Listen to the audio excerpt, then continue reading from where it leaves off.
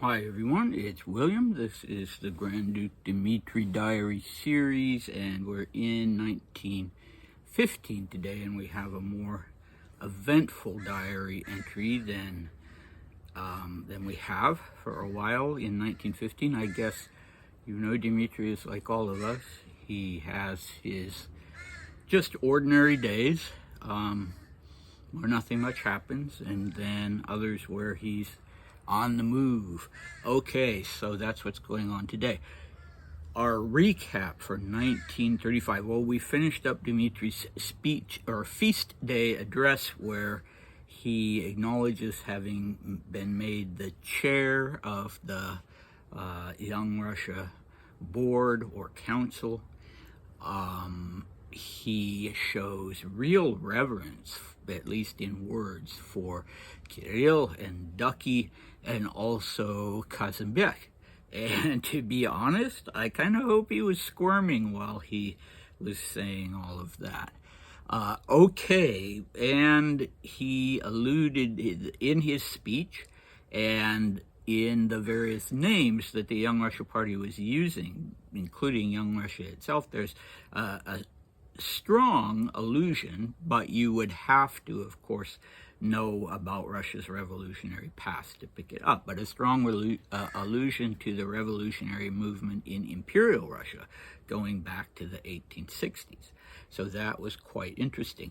In 1915, we had a disappointing last night in Moscow, and he was at a friend of Brasova's, this friend who always seems to be with her, but clearly had an apartment or house of some kind in Moscow, and they went there, and the alternative was that Dmitri could have gone out on the town with Plisheyev, but he chose to spend the evening with Brasova, and then he was kind of disappointed, I would guess because he never got a chance to be alone with her. All right, our cast for today is a big one, interesting one, but it has two mystery persons. We have Maria Laming Belsky, and I don't know who he is. The Yusupovs, whom you might remember from the 1906 diary entries, and their son Vasya and their grandchildren. And then we have another mystery man, Kutuzov, and finally we have the Yusupovs, and I have to qualify the Yusupovs and change what I said before. He just refers to them as the Yusupovs, husband and wife. So I assumed it was young Felix and Irina, but as it turns out, there's a clue that when he says that the Yusupovs have just returned from France, it was not young Felix and Irina who went to France. It was old Felix Sr. and his wife Zinaida. So that's who we have today, although we'll have young Felix quite soon. Okay, here we go. It's the 4th / the 17th of February, 1915, and between Moscow and Petrograd. I forgot to mention that. Yeah, Dmitri was only in Moscow overnight. Today, he and Maria and Laming are leaving for Petrograd. And it's 4 degrees above freezing.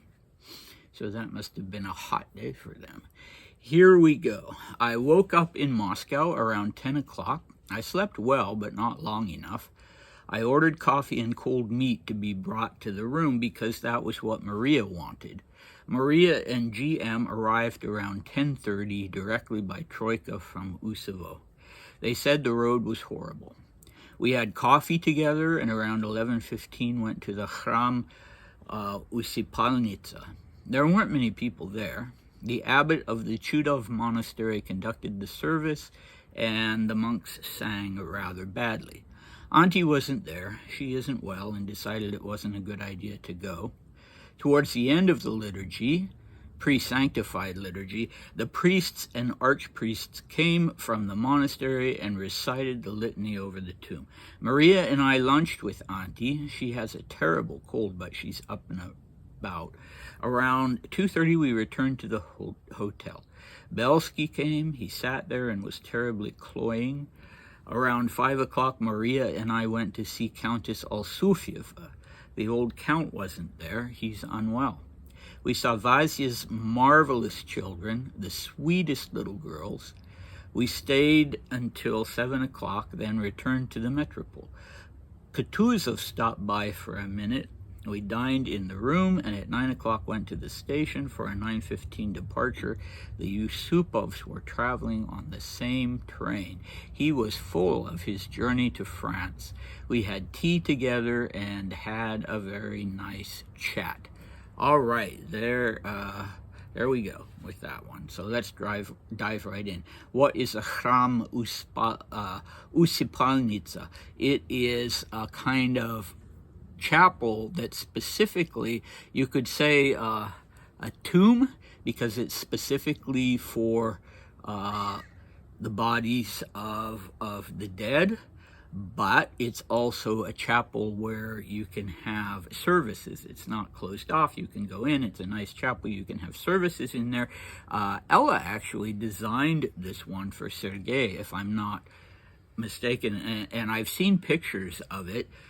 It's not there anymore. Unfortunately, it was destroyed after the revolution, but it was in an art nouveau style and really gorgeous. And I looked for those pictures, but I couldn't find them, so I'm sorry about that.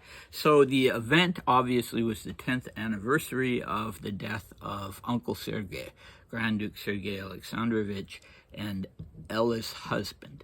And the Chudov monastery was within the Kremlin complex, a monastery right within that that territory of the Kremlin, behind the wall, I believe. So Dmitri, yeah, there weren't many people there, he tells us. And, you know, Sergei was not a popular guy. It was not going to be like citizens of Moscow who remembered him as their beloved benefactor were going to come and pay their respects on the 10th anniversary of his death. No, unfortunately not. He was very unpopular, and also unpopular among the family itself. So you notice that none, not even Paul, come from Petrograd to commemorate this event. Okay, of course Paul was having health problems, so he might have gone if he could have.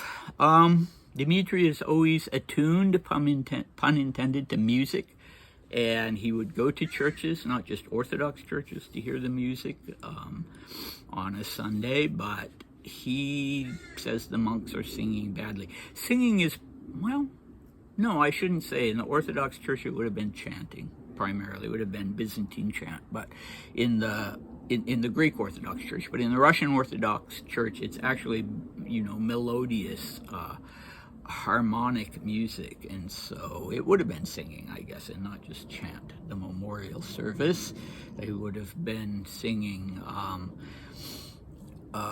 Memory Eternal. All right, but Dmitri was probably in a little bit of a bad mood because he was disappointed about yesterday and also apparently kind of sleep deprived. What is a pre-sanctified liturgy?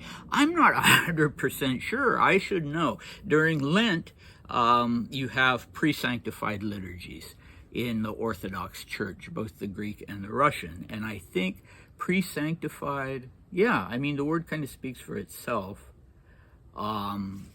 Anyway, okay.